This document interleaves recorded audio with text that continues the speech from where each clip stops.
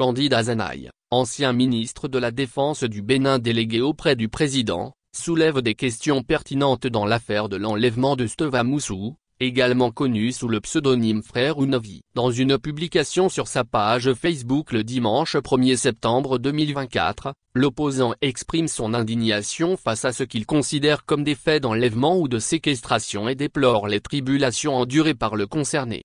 Depuis le début des débats autour de cette affaire, Azanaï, connu pour ses positions incisives, n'avait pas encore réagi. Il a choisi de s'exprimer maintenant, afin de faire part de son désarroi face aux informations circulant sur l'enlèvement de Steva Moussou et ses répercussions.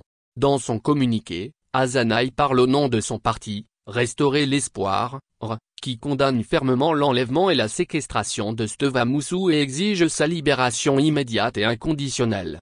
Azanaï formule deux questions essentielles: qui a commandité l'enlèvement du sieur Steva Moussou sur le sol togolais? Et comment Steva Moussou, après avoir été enlevé par le gang au Togo, a-t-il été transféré aux autorités judiciaires béninoises? Face à la tension diplomatique actuelle entre le Bénin et le Togo, le président du parti Restaurer l'Espoir réaffirme son engagement envers les principes de la Conférence nationale de 1990 et les traités internationaux relatifs aux droits humains. Il souligne que nul ne peut être poursuivi ou arrêté en violation de la loi et des règles de coopération pénale internationale. Le parti exprime son incompréhension face au silence des autorités judiciaires béninoises et formule une vigoureuse protestation contre les faits observés. Restaurer l'Espoir regrette les tribulations que Steva Moussou endure depuis son arrestation et salue la célérité des enquêtes préliminaires menées par les autorités judiciaires togolaises ainsi que pour le communiqué du 24 août 2024 qui clarifie la position du Togo dans cette affaire.